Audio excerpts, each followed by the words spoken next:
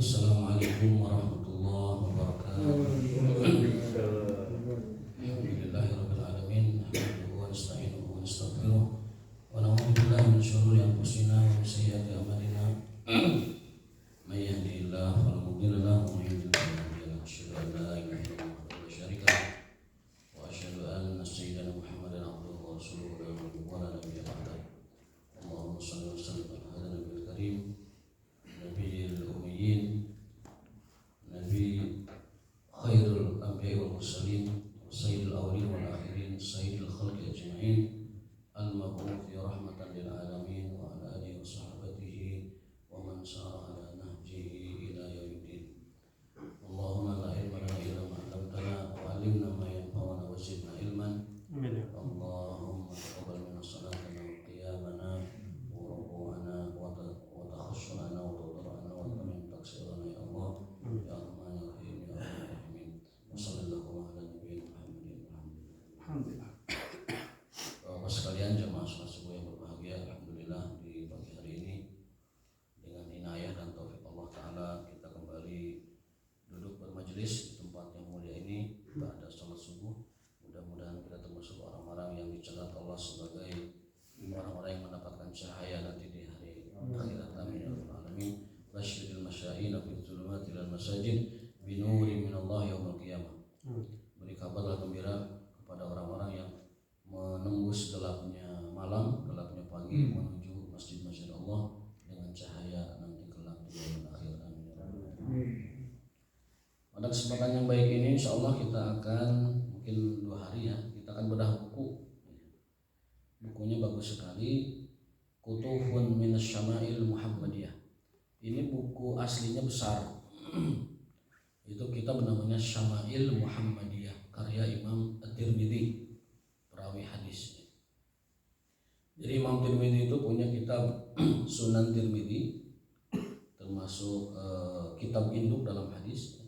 Karena kita mengenal ada Bukhari, Muslim, Abu Dawud, Tirmidzi, Nasai, Ibnu Majah, Imam Ahmad. Bungu Datir Nama Ahmad itu singkatannya. Bungu Datir Nama Ahmad. Bukhari, Muslim, Bungu Abu Dawud, Tirmidzi, Nasai, Ibnu Majah, Madnya Ahmad. Itu kitab hadis yang harus kita kalau ingin mencari ilmu, talabul ilmi, yang harus kita baca dan kita tamatkan. Setidaknya kalau kemarin kita membaca wasiatnya Hadratus Syekh Imam Asy'ari, itu yang paling pokok, paling utama dan paling setidaknya itu adalah Bukhari dan Muslim ya. Bungu Datir Nama Ahmad. Nah, Imam Tirmidzi punya kitab besar, tebal, namanya Syama'il Muhammadiyah. Syama'il itu adalah kelengkapan, sesuatu yang berkenaan detail A sampai Z. Tentang apa? Muhammadiyah, tentang Nabi Muhammad SAW.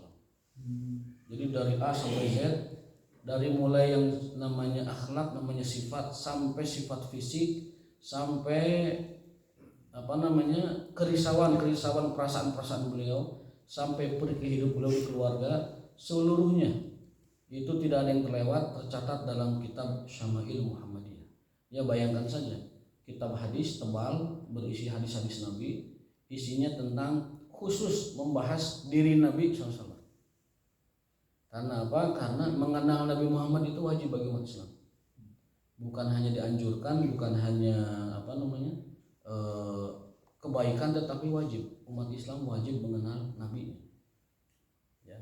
Mungkin kita sudah mengenal, tetapi belum mengenal detail, belum mengenal lebih dalam tentang siapa, apa dan bagaimana Rasulullah SAW dalam menjalankan hidupnya. Yang sering kita bahas adalah tentang syariatnya, tetapi tentang diri beliaunya, tentang detail kehidupannya, kita mungkin tidak ada waktu ataupun belum membahas tentang itu. Maka dari ini saya mengusulkan kita mungkin beberapa hari ke depan atau 2 hari mudah-mudahan tamat, kita membaca ringkasannya. Biasa kita umat akhir zaman ashabul khulasoh ya. Jadi para penikmat ringkasan gitu ya. Intisari Kutufun Minas Syama'il Muhammadiyah. Kutuf itu arti letternya petikan dari kitab Syama'il Muhammadiyah. ya. Bukan jamak dari kitab. Bukan kutuf, oke. Qaf, ta, waw dan fa. Kutuf dari qatfun. Qatfun itu memetik. Jadi kalau qatafa Ahmad az-zahrata, Ahmad memetik bunga. Nah, ini kutufun. Jadi seperti kita metik-metikin pucuk gitu. Metik-metikin pucuk dari apa? Dari kitabnya Syama'il Muhammadiyah karya Imam At-Tirmidzi radhiyallahu taala anhu. Dalam kitab ini beliau menggarisbesarkan pada al-akhlaqu an-nabawiyah wal adab al-islamiyah, terutama dalam hal adab dan akhlak Islam. Mudah-mudahan 2 hari kita bisa tamatkan. Karena momentumnya pas, Pak. Momentumnya pas. Bulan ini adalah bulan Maulidur Rasulillah sallallahu alaihi wasallam. Jadi kita isi dengan membahas tentang Syama'il Muhammadiyah. Kalaupun kita tidak sanggup membaca kitabnya yang besar itu, ya setidaknya intisarinya lah, ya kan? Setidaknya intisarinya. Yang meringkas siapa tadi? Yang meringkas adalah Syekh Muhammad bin Jamil Zinu, mudaris bidaril hadis di Makkah al-Mukarramah. Jadi dosen ilmu hadis di Ma'had Darul Hadis Makkah al-Mukarramah. Beliau meringkas kitab tersebut dan menyajikannya kepada kita dalam bentuk yang sederhana. Karena pas ininya, momentumnya pas ya. Bukan untuk apa-apa, tetapi membaca hadis-hadis Nabi tentang beliau adalah hal yang perlu kita lakukan ya. Di sini ada keterangan inna min wajibil muslimin an ya'rifu qadra hadzal rasul. Setiap kaum muslimin wajib mengetahui tentang diri dan kedudukan nabinya sallallahu alaihi wasallam. Setelah itu baru dapat mempelajari sunnahnya, mengikuti sunnahnya, dan seterusnya meneladani beliau sallallahu alaihi wasallam. Karena ada sebuah hadis, man ahya sunnati hina tarakahun nas falahu ajrun mi'atu syahid. Barang siapa yang menghidupkan sunnahku di saat orang-orang meninggalkan sunnah tersebut, maka baginya adalah pahala 100 mati syahid. Falahu ajrun mi'atu syahid. Dan kita agar lebih pede lagi, tidak kecil hati, karena apa? Al-Islamu ghariban wa sayaudu ghariban fatuba lil ghuraba. Islam datang dalam keadaan terasing dan Islam akan kembali dalam keadaan terasing. Maka beruntunglah orang-orang yang dianggap asing. Dianggap mahiwal, dianggap rada beda, beruntunglah. Nabi menghibur kita karena akan dibegitukan. Orang yang mengikuti sunnah akan dibegitukan oleh orang-orang. Baik, kita akan itu prolog dari kitab ini ya. Kita bedah buku hari ini. Yang pertama adalah bahwa diangkatnya Rasulullah SAW atau lahirnya Rasul SAW ke muka bumi adalah anugerah terbesar Allah bagi alam semesta. Ya. Kehadiran beliau adalah anugerah terbesar Allah bagi alam semesta. Allah berfirman, a'udzubillahi minasyaitonirrajim, laqad manallahu 'alal mu'minina idh ba'atsa fihim rasulan min anfusihim yatlu 'alaihim ayatihi wa yuzakkihim wa yu'allimuhumul kitaba wal hikmah wa in kanu min qablu la fi dhalalin mubin. Sungguhnya Allah telah memberikan anugerah terbesarnya, anugerah terindahnya, anugerah terdahsyatnya bagi orang-orang yang beriman dan juga bagi seluruh alam, karena beliau diutus untuk alam jin dan manusia. Artinya semesta ini mendapatkan anugerah terbesarnya, yakni diutusnya Rasulullah SAW. Ketergantungan alam semesta ini kepada Rasul bagaikan ketergantungan ikan kepada air. Nabi bagi alam semesta bagaikan air bagi ikan yang hidup di lautan. Artinya mereka tidak akan dapat hidup, tidak akan dapat terbimbing hidayah kecuali dengan Nabi yang satu ini, Rasulullah Muhammad SAW. Dan beliau diutus kepada kita dengan 3 tujuan. Dalam surat Ali Imran ayat 164 tadi, beliau diutus dengan 3 tujuan. 1, yatlu alaihim ayati, membacakan ayat-ayat Allah, menyampaikan wahyu. Yang kedua, wa yuzakkihim, mensucikan, membersihkan diri-diri manusia, baik dari noda kemusyrikan maupun dari noda maksiat ataupun noda akhlak yang buruk.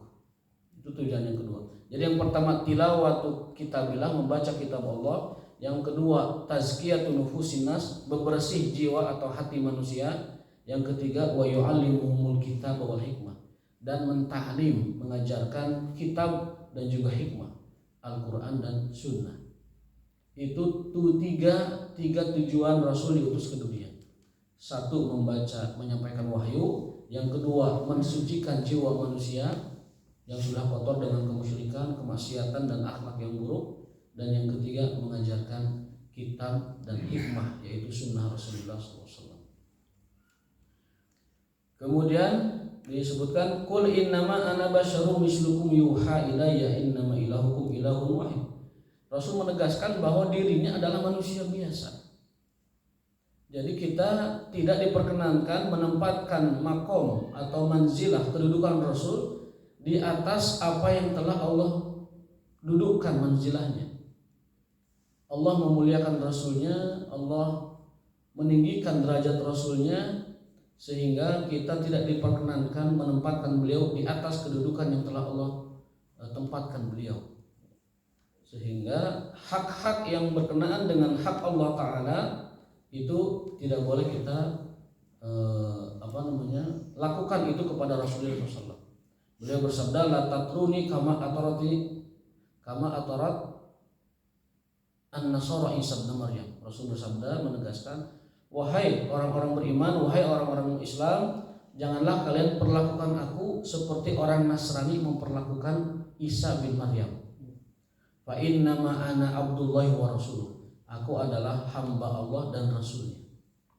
Aku adalah hamba Allah dan Rasul, berarti manusia biasa, akan tetapi Allah pilih aku menjadi Rasulnya, diberikan wahyu kepadaku, dan jangan kalian perlakukan aku seperti orang Nasrani memperlakukan Isa bin Maryam alaihi assalam. Hadisnya itu, hadisnya. Ya, hadis. La tatruni kama atarati an-nasara Isa bin Maryam fa inna ma ana abdullahi wa rasuluh. Hadis Rasulullah SAW. Nah, kemudian yang ketiga, wasu'ila Rasulullah SAW. Ini karena kitab ini bentuknya hadis-hadis, sehingga kita menyampaikannya juga dalam bentuk hadis-hadis. Ya. Jadi kitab petikan Syama'il Muhammadiyah itu berisi hadis-hadis tentang kehidupan Nabi SAW. Yang ketiga, wasu'ila Rasulullah SAW an saum yaumil isnain qala dzaka yaumun wulidtu fihi wa fihi bu'istu wa fihi unzila alayya al-Qur'an. Nabi pernah ditanya tentang puasa hari Senin, puasa sunnah hari Senin. Beliau menjawab, hari Senin adalah hari di mana aku dilahirkan, dan hari Senin adalah di mana aku diutus, diangkat menjadi nabi, dan hari Senin adalah hari di mana Quran pertama kali diturunkan. Hari Senin. Nah, berikutnya yang keempat, laqad wulida Rasul sallallahu alaihi wasallam yaumal isnin min syahr Rabiul Awal. Beliau tadi disebutkan terlahir hari Senin, dilahirkan hari Senin pada bulan Rabiul Awal. Tetapi para ulama berbeda pendapat, tidak sepakat tentang kapan lahirnya. Sebagian berpendapat tanggal 7 Rabiul Awal, sebagian lain ada pendapat tanggal 8, dan yang paling rajih, paling banyak pendapatnya tanggal 8, dan sebagian ada yang menyebut tanggal 12 Rabiul Awal. Berbeda pendapat dalam hal kelahiran beliau sallallahu alaihi wasallam. Tetapi bulannya Rabiul Awal benar. Adapun tanggalnya para ulama berselisih pendapat dalam penetapan kapan pastinya. Paling banyak menyebutkan tanggal 8 Rabiul Awal. Itu di Makkah Al-Mukarramah. Tetapi tanggal wafatnya sepakat. Adapun tanggal lahirnya tidak sepakat. Dilahirkan di Mekah di tahun 571 Masehi. Itu berarti kalau di Indonesia sedang jaya-jayanya kerajaan 500 Sriwijaya ya. Berarti di Indonesia sedang jayanya kerajaan Nusantara di bawah Sriwijaya ya. Itu beliau dilahirkan di Makkah Al-Mukarramah karena di Masehi. Min abawaini ma'rufain Abu Abdullah ibnu Abdul Muttalib wa Ummu Aminah binti Wahab samahu jadduhu Muhammadan wa qad mata abuhu qabla wiladati. Beliau ayahnya adalah Abdullah ibn Abdul Muttalib, ibunya Aminah binti Wahab, dan kakeknya berarti Abdul Muttalib yang memberi nama Muhammad. Nama itu belum pernah ada dalam sejarah bangsa Arab sebelumnya. Allah ilhamkan nama itu kepada Abdul Muthalib untuk menamai anak itu dengan nama Muhammad. Wa qad mata abuhu qabla wiladatihi, dan beliau ayahnya diwafatkan beberapa tahun sebelum beliau dilahirkan. Nah, kemudian di sini ada perintah bahwa wajib atas setiap kaum muslimin an ya'rifu qadra rasulih sallallahu alaihi wasallam. Wajib bagi setiap muslim mengetahui kedudukan dan siapa jati diri beliau Muhammad sallallahu alaihi wasallam. Agar apa? Agar mencintainya, menghormatinya, memuliakannya, kemudian berakhlak dengan akhlaknya dan mengikuti dakwah tauhidnya beliau sallallahu alaihi wasallam, juga mengikuti dakwah beliau menebarkan akhlak yang baik. Innama bu'istu li utammima makarima al akhlak. Nah, sekarang kita membahas hadis yang berikutnya. Urutannya silahkan diurutkan masing-masing hadisnya ya. Tetapi mau diurutkan seperti ini juga boleh. Tentang nama dan nasab beliau. Kalau Allah Ta'ala yang menyebutkan bahwa nabinya bernama Muhammad Rasulullah itu adalah firman Allah dalam Al-Quran. Yakni surat yang sering saya baca dalam beberapa sholat biasanya subuh. Muhammadur Rasulullah walladzina ma'ahu asyidda'u 'alal kuffar rahama'u bainahum tarahum ruk'an sujadan yabtaguna fadlan minallahi wa ridwana simahum fi wujuhihim min atharis sujud. Nama beliau itu disebut oleh Allah Ta'ala dengan nama Muhammad, Muhammadur Rasulullah. Sebelumnya huwallazi arsala rasulahu bil huda wa dinil haq liyuzhirahu 'alad dini kullihi wa kafa billahi syahida. Baru setelah itu Muhammadur Rasulullah. Jadi Allah sendiri yang menyebut nama itu. Kalau dalam Taurat, dalam Injil nama beliau bukan Muhammad tapi Ahmad. Nama beliau adalah Ahmad. Sehingga Ahmad adalah Muhammad. Sama, orang yang sama dan nama yang sama. Dan orang Yahudi, orang Nasrani mengetahui betul tentang Nabi Muhammad seperti mereka kenal dengan anak mereka sendiri. Ya'rifunahu kama ya'rifuna abna'ahum. Mereka kenal siapa Nabi akhir zaman, siapa Muhammad, kenal betul. Seperti mereka mengenal anak mereka sendiri. Kan kalau kita ke anak itu kan apa tanda lahirnya di mana ya, kemudian bagaimana kondisi tubuhnya, ada tanda apa kita tahu kan. Nah, orang Yahudi itu mengenal Nabi Muhammad sama seperti mengenal anak mereka. Tetapi dengan ilmu yang mereka ketahui itu, bahkan mereka adalah yang paling mengingkari Nabi SAW. Wa qala Rasulullah SAW, ini hadis yang kedua dalam hal nasab dan nama. Wali khamsatu asma, kata Nabi, aku punya 5 nama. Aku punya 5 nama. Ini nama-nama Nabi. Yang pertama, ana Muhammad, saya adalah Muhammad. Wa ana Ahmad, saya adalah Ahmad. Wa ana al-Mahi, saya adalah al-Mahi. Al-Mahi itu yang menghapus kemusyrikan, yang menghapus maksiat, yang menghapus kerusakan. Al-Mahi, orang sapu jagat. Aku adalah pembersih semua keburukan yang ada pada umat manusia. Anal Mahi. Berbeda dengan keyakinan di agama lain menyebutkan penebus dosa atau penebus kesalahan. Tapi beliau enggak. Aku penghilang keburukan di kalangan umat manusia. Aku pembersih keburukan yang ada pada umat manusia. Anal Mahi. Alladzi yamhullahu bihil kufr. Denganku Allah menghapus kekufuran di muka bumi. Terus sebut Al-Mahi. Kemudian Anal Hasyir. Namaku juga adalah Al-Hasyir. Apa Al-Hasyir itu? Yuhsyarun nasu ala qadami. Karena Allah menghimpun. Al-Hasyir itu dari kata hasyarah, mahsyar. Mahsyar itu kan tempat berhimpun, berkumpul. Anal Hasyir, aku adalah penghimpun yang mana Allah mengumpulkan umat manusia di bawah kakiku. Ala qadami. Maksudnya bisa jadi itu berkumpul dalam hal keimanan agama di dunia, juga dimaksud berkumpul nanti di padang mahsyar. Semua orang itu adalah berkumpul di bawah kaki beliau SAW. Maksudnya adalah di sekitar beliau SAW. Ngumpulnya ada pada beliau SAW. Wa anal aqib, dan saya adalah aqib, penutup. Kalau aqib secara letterlek artinya tumit. Tumit ini akib. Alladzi laisa ba'dahu nabi, tapi maksud di sana bukan tumit, akan tetapi pengakhiran, pamungkas. Aku adalah pamungkas, pengakhiran, dan tidak ada nabi setelahku. Jadi itu nama Nabi Muhammad, Ahmad, Al-Mahi, Al-Hashir, Al-Aqib.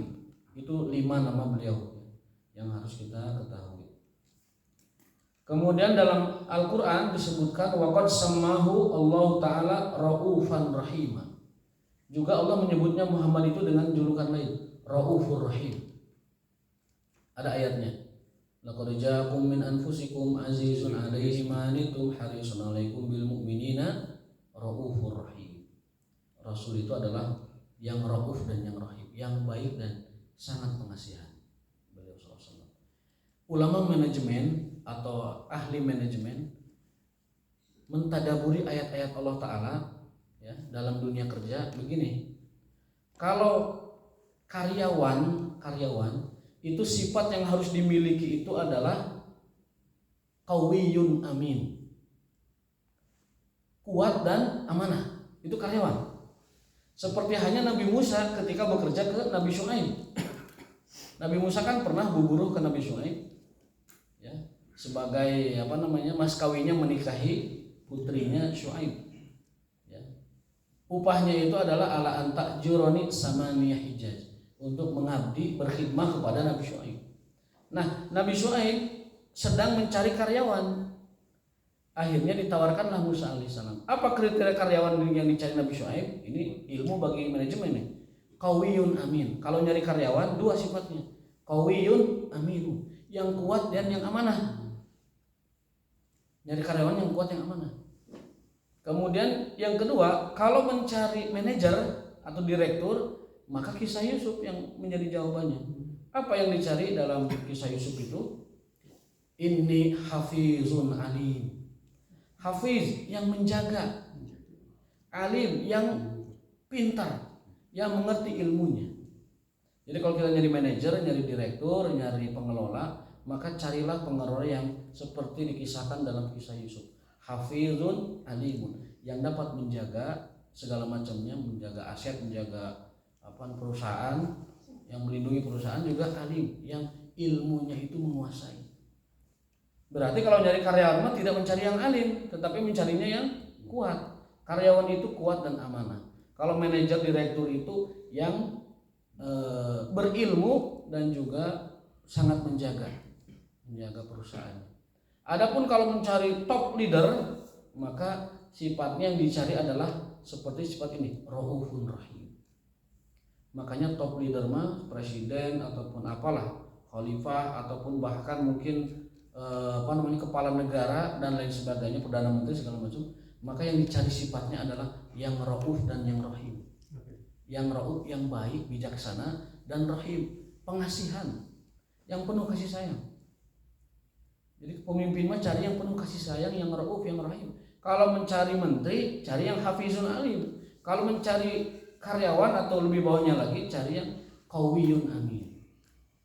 Ya, jadi kalau top leader itu Raufun Rahim, kalau yang tengah itu adalah hafizun alim, kalau yang bawah itu cukup qawiyun amin. Itu panduan Quran mencari atau merekrut karyawan. Soalnya kalau dibalik kurang pas.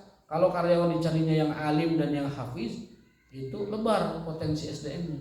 Ya, lebar. Cukup karyawan itu yang kuat dan amanah, cukup itu. Tangguh, kuat, ya. Fisiknya hebat, kemudian dia amanah. Itu sedikit komentar dari keterangan waqad sammallahu Ra'ufan Rahim.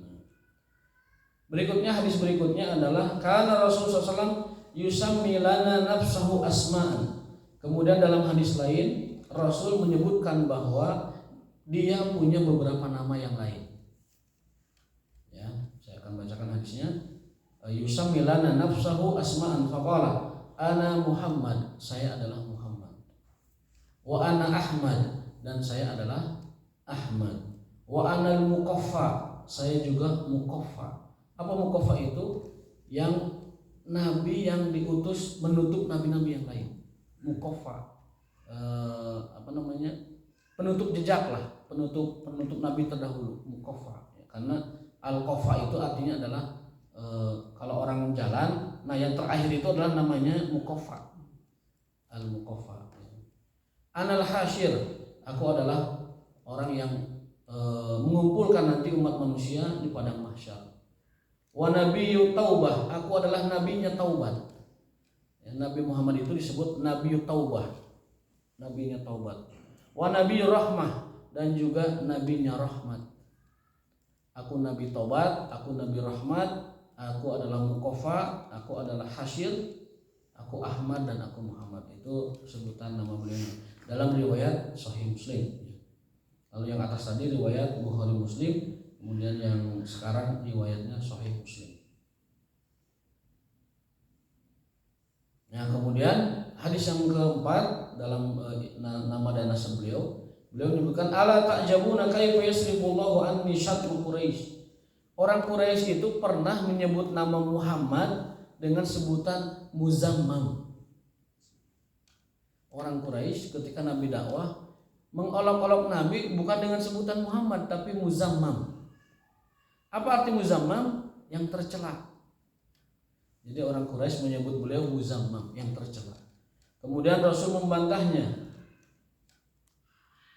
Sungguh menakjubkan bagaimana Allah menghindarkan, memalingkan aku dari olok-olokan Quraisy. Mereka menghinaku dengan sebutan Muzammam, padahal aku bukan Muzammam, aku adalah Muhammad. Jadi orang Quraisy menghina orang yang lain, gitu, bukan menghina saya. Orang Quraisy menyebut dirinya Muzammam, padahal yang Muzammam bukan Muhammad. Karena aku ini Muhammad, bukan Muzammam. Ya. Jadi mereka salah orang sebenarnya. Orang yang pertama kali Muzammam itu Abu Jahal. Jadi orang yang suka bikin istilah-istilah olok-olok buruk kepada ahli dakwah atau kepada ulama itu Abu Jahal.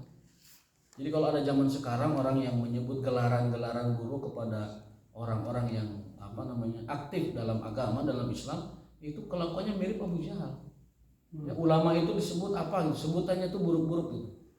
Muzammam. Kalau Nabi mereka sebut Muzammam. Zaman sekarang kan konteksnya ulama sebagai pewaris para nabi disebut dengan gelaran julukan lain. Kadrun lah segala macam, itu mungkin contohnya. Hanya sekedar contoh saja. Tidak dalam ada yang disebut radikal ya, kemudian fundamentalis, sama lah. Seperti hanya Abu Jahal menuduh Rasul kita Muhammad SAW dengan sebutan-sebutan semacam itu. Berikutnya kalau SAW Innallah astafa Kinanatan min waladi Ismail. Ini dalam nasab beliau ya. Allah itu hadisnya riwayat Imam Muslim, hadis Muslim. Kalau yang tadi adalah hadis Bukhari. Innallah astafa Kinanatan. Allah telah memilih menyeleksi Kinanah dari keturunan Ismail. Kinanah itu nama leluhur Nabi Muhammad. Itu Allah pilih dari keturunan Nabi Ismail ada Kinanah. Kemudian Allah pilihkan dari keturunan Kinanah orang bernama Quraisy. Quraisy itu nama orang aslinya. Quraisy. Kemudian jadi suku marga. Kemudian Allah pilihkan dari bangsa Quraisy seorang yang mulia bernama Hashim. Sehingga disebut Bani Hashim. Dan Allah pilihkan aku dari Bani Hashim Abdullah. Kemudian Allah pilihkan dari beliau Muhammad SAW. Jadi beliau itu lahir dari ayah yang terpilih, kemudian keluarga terpilih, kabilah terpilih, marga terpilih, bangsa terpilih, dan keturunan Nabi Ismail yang terpilih. Sehingga nasab beliau yang paling akurat itu adalah sampai Kinanah. Nah, dari Kinanah ke Nabi Ismail itu para ulama berbeda pendapat tentang nasabnya, tetapi yang banyak disebut dalam kitab-kitab itu adalah sampai Kinanah. Ya. Apa enggak? Ini saya agak mengganjal saja. Iya. Pengajian Nabi kita dihubungkan dengan penasabatnya mengenai Nur Muhammad. Iya. Nah, orang penasabatnya Nur Muhammad itu Allah menciptakan itu dulu, kemudian dari Nur Muhammad semacam galaksi pecahlah menjadi galaksi, kemudian bumi dan langit. Ini terkaitannya dengan Rasulullah. Ya. Kemudian juga dikatakan bahwa ruh Adam sebelum turun itu pamit dengan Ruh Muhammad. Mungkin kaitannya karena kadang-kadang kalau kita kaitkan nanti Nabi itu memang dari dulu seperti Nabi Adam bilang dia tahu nama Muhammad ada di aras. Nama itu sudah ada, makanya dia kenal siapa itu Muhammad. Nah, ini kaitan dengan Nur Muhammad. Karena kalau kita lihat seperti yang lain, kisah-kisah Nabi Muhammad mengenai Siti Aminah Abdullah itu sedikit sekali ceritanya. Jadi sepertinya itu memang dititipkan Allah untuk lahir di rahim mereka. Tetapi cerita ibu dan bapaknya tidak terlalu banyak kita bahas di dalam bahasan Al-Quran. Kalau dijelaskan mengenai keadaan Nur Muhammad. Teori Nur Muhammad. Ya, teori Nur Muhammad ya. Kalau yang kami kaji, yang kami bahas, hadis-hadis tentang Nur Muhammad ya, itu kebanyakannya banyak dibahas oleh orang-orang sufi. Orang-orang sufi, dan yang pernah saya baca dari keterangan-keterangan para ulama, hadis-hadis tentang Nur Muhammad itu kebanyakannya adalah hadis lemah. Hadis lemah, dan yang paling banyak membahasnya adalah kalangan sufi, bukan kalangan dari misalkan ulama-ulama mazhab, misalkan Abu Hanifah, Imam Malik, Imam Syafi'i, Imam Ahmad radhiyallahu taala anhu.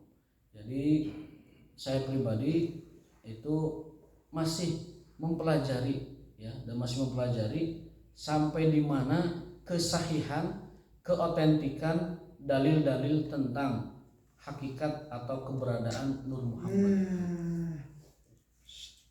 Jadi jangan baca HP terus, nanti informasi yang baru-baru kaget kan gitu ya. Ini dulu HP-nya di off dulu ya, karena kalau dengan berita itu nanti terpengaruh itu ya. Baik ya. Jadi kembali ke tema tadi bahwa hadis-hadis tentang Nur Muhammad itu kebanyakannya adalah beredar kebanyakannya di kalangan sufiah. Tapi kalau a'immatul madzhab, para ulama mazhab atau ulama-ulama hadis seperti Bukhari, Muslim, tadi Abu Dawud, Tirmidzi, Nasai, itu hadis-hadis tentang itu jarang dibahas. Dan kalaupun ada, itu hadisnya hadis lemah. Dikomentari oleh para ulama bahwa hadis itu lemah. Terutama hadis yang laulaka ma khalaqtul aflaka. Wahai Muhammad, andaikan bukan karenamu, maka aku tidak akan menciptakan alam semesta ini. Itu juga hadisnya palsu, lemah. Bahkan ada yang berani mengatakan itu hadis tidak ada. Di kitab Bukhari Muslim tidak ada Bukhari Muslim. Sehingga untuk mengomentari lebih jauhnya, saya hanya katakan tidak atau belum mendapati keterangan-keterangan yang otentik, yang sahih berkenaan dengan hadis Nur Muhammad, dan juga hadis-hadis tentang tadi ya, laka ma khalaqtu al-aflaka. Jadi itu yang dapat disampaikan ya. Nanti kalau seandainya ada hadis-hadis yang sahih yang kuat tentang Nur Muhammad, akan kita bahas lagi. Tapi sampai saat ini, dan saya pernah mendalaminya secara khusus karena di YouTube itu banyak beredar tentang Nur Muhammad, saya pun mempelajari, mendalami, dan ternyata tidak didapatkan hadis. Bahkan para ulama mengomentarinya hadis itu lemah, dan banyaknya beredar bukan di kalangan ahli ilmi, tetapi beredarnya banyak di kalangan ahli sufi atau kalangan sufiah. Wallahu ta'ala alam. Ada pertanyaan Pak? Sekalian bertanya aja tentang ini teori Rasulullah pernah dibedah perutnya, dibersihkan hatinya dari sifat-sifat buruk. Ya, kalau itu ada dalam tarikh Muhammad SAW. Itu ada bahwa Jibril pernah mendatangi Nabi ketika beliau usia 6 tahun ya. Itu beliau kan sedang di kabilah Bani Sa'ad ya. Kabilah Bani Sa'ad, beliau didatangi oleh malaikat Jibril, dibelah dadanya, kemudian dicuci hatinya. Dari dengan wadah dari surga ya, semacam pinjan begitu, atis ya. Kemudian dicuci dengan air ya, zam-zam, air surga, kemudian dibalikan lagi. Dan anak-anak yang lain tuh melihat itu. Anak-anak lain melihat itu dan melaporkan kepada ibu asuh beliau dan mengatakan Muhammad dibunuh orang. Muhammad dibunuh orang, dilaporkan. Ternyata setelah dilihat memang ada bekas jahitannya, tetapi Muhammad tidak apa-apa. Nah, ya ibu asuhnya pun merasa ya terheran dan sudah mengetahui bahwa ini anak bukan anak sembarangan, ya, bukan anak sembarangan. Dari pertama kali Ummu Aiman itu mengambil Nabi di di orang Quraisy itu sudah merasa keheranan, ya. Ada sesuatu. Para jasa-jasa persusuan itu kan sudah mendapatkan anak-anak yang dari orang kaya, ya. Yang terakhir beliau satu yatim, kedua bukan orang berada. Ummu Aiman sudah sudah terakhir lah daripada ayah gitu. Ya udah saya asuh saja, saya susui dia. Nah, ternyata karena beliau yatim, akhirnya ibu susunya itu tidak meminta bayaran yang banyak, nggak apa-apa saya bawa, saya sayang dengan dia. Jadi melihat sayang. Kemudian dibawa ke Bani Sa'ad, ya, Halimatus Sa'diyah menyusui beliau. Kemudian ketika dibawa ke Bani Sa'ad terjadi banyak perubahan. Keberkahan limpah-limpahan rezeki itu luar biasa. Kabilahnya itu jadi subur makmur, airnya melimpah, hewan ternaknya melimpah, rumput-rumput menghijau, dan kabilah Bani Sa'ad menjadi berbolak atau berbalik 180 derajat. Dari yang tadinya kekurangan menjadi kabilah yang sangat subur.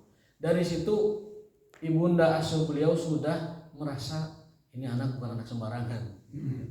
Sehingga ketika Jibril membelah dada beliau, anak-anak melaporkan ada yang bunuh Muhammad, ada yang bunuh Muhammad. Ternyata pas dilihat tidak terjadi apa-apa dan bekas jahitannya ada. Itu ibunda beliau tidak merasa terlalu heran karena ini memang bukan anak sembarangan, ya. Itu ada hadisnya dan sabit dalam riwayat-riwayat tarikh Rasulullah SAW. Waqala, kita lanjutkan sedikit. Waqala Rasulullah SAW tasammu bi ismi wala tukannu bi kunyati. Nabi bersabda, namailah anak-anak kalian dengan namaku, tapi jangan gelari anak kalian atau siapapun dengan gelarku. Jadi sunnah hukumnya menamai anak dengan Muhammad, dan tidak sunnah menyebutnya gelar Nabi Muhammad kepada orang lain. Apa gelaran itu? Misalkan Abdul Qasim, misalkan Shodiqul Wa'dil Amin, kemudian apalagi tadi seperti Al-Mahi, Al-Aqib, kemudian Al-Hashir, kemudian Al-Muqaffa, Al-Mustafa, Al-Hashir, Nabi Rahmah, Nabi Taubah, itu nggak boleh. Gelaran beliau tidak boleh diberikan kepada siapapun. Tapi nama beliau sunnah kita menamai anak-anak kita. Jadi kalau anak kita namanya apa, selipkan nama Muhammad di situ. Misalkan Muhammad Fajar, ya, Muhammad Asep, Muhammad Ujang gitu. Itu bagian dari sunnah. Ya. Setidaknya mengamalkan sunnah, ya, kan Nabi Muhammad SAW, Muhammad Ahsan dan seterusnya. Nah sekarang kita masuk beranjak kepada sifat-sifat fisik beliau supaya lebih kenal. Karena apa? Karena kalau kita mimpi ketemu Nabi, kata ulama, kalau kita mimpi ketemu Nabi tidak melihat Nabi tapi tidak sesuai yang dijelaskan dalam hadisnya, maka itu belum bisa kita katakan mimpi bertemu dengan beliau. Barangkali di antara kita ada yang pernah mimpi bertemu beliau, tetapi sifatnya tidak seperti sifat beliau dalam hadis-hadisnya, hadis sahih, maka kata para ulama, jangan dulu memastikan bahwa itu adalah mimpi bertemu dengan Nabi. Ya, bisa jadi karena saking rindu dan kangennya kita kepada Nabi SAW, akhirnya sosok itu hadir dalam mimpi kita. Tapi ternyata sifat dan ciri fisiknya tidak sama dengan hadis-hadis beliau dalam kitab Syama'il Muhammadiyah. Maka kita tidak bisa menyimpulkan bahwa itu kita bermimpi dengan beliau sallallahu alaihi wasallam.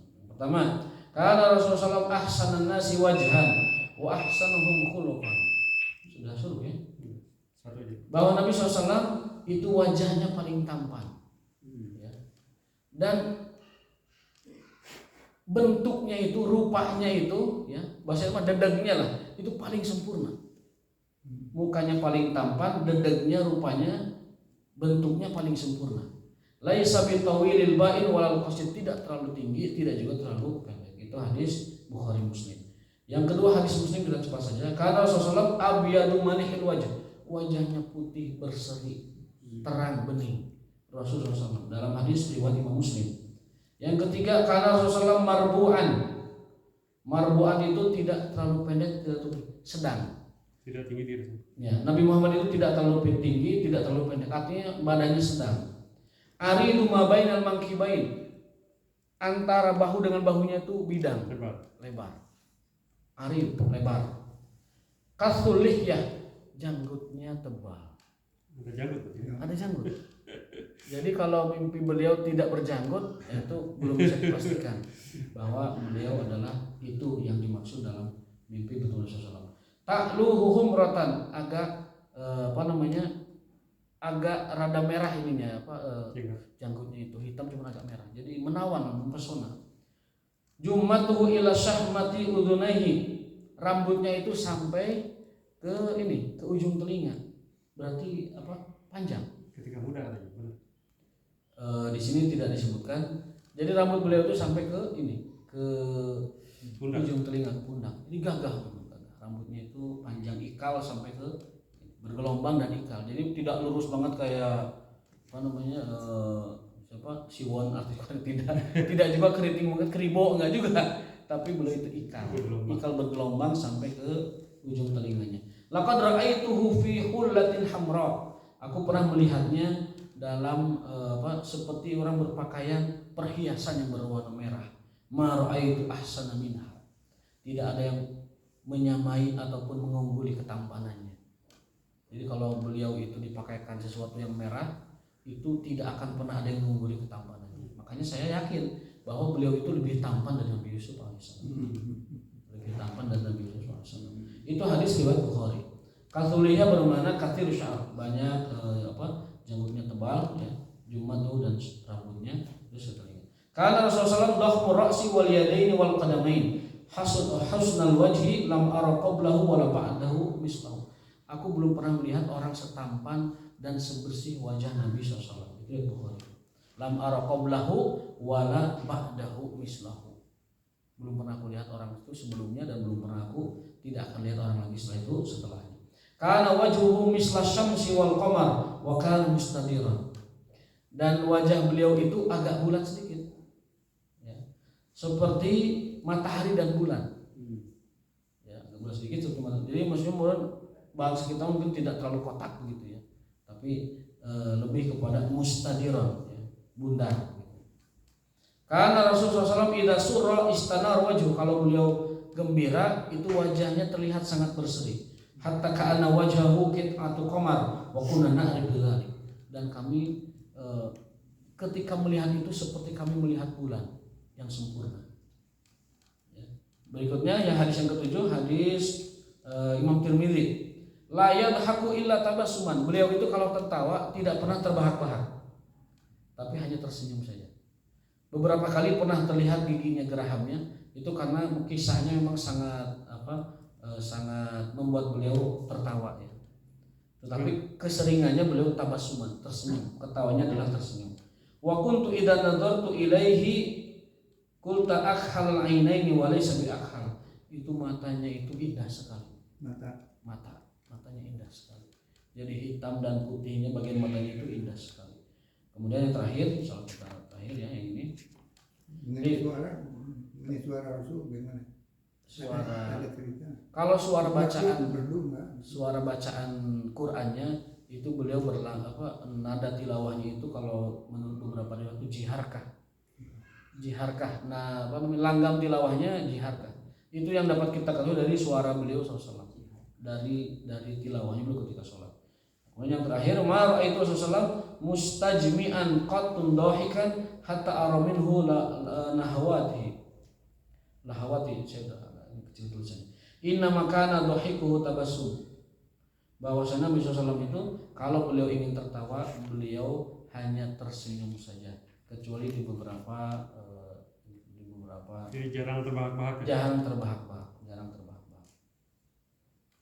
Kemudian ada lagi sahabat ini Imam Tirmidzi mengatakan hadisnya hasan, mengatakan bahwa aku pernah melihat Nabi itu di kala bulan purnama. Kemudian aku luakdir dengan demi Allah, Nabi Muhammad lebih indah dari purnama. Subhanallah. Ini hadis Imam Tirmidzi dari disahihkan oleh Imam Hakim.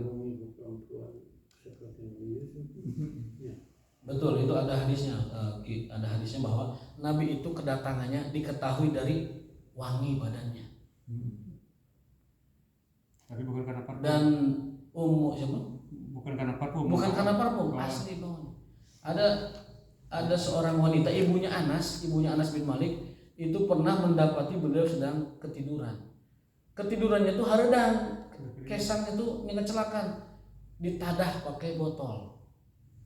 Ketika bangun, wahai ibunya Anas, kenapa engkau ini ngambil keringatku? Karena kata ibunya Anas itu, saya lupa namanya ibunya Anas itu, Ummu Anas sebutkan bahwa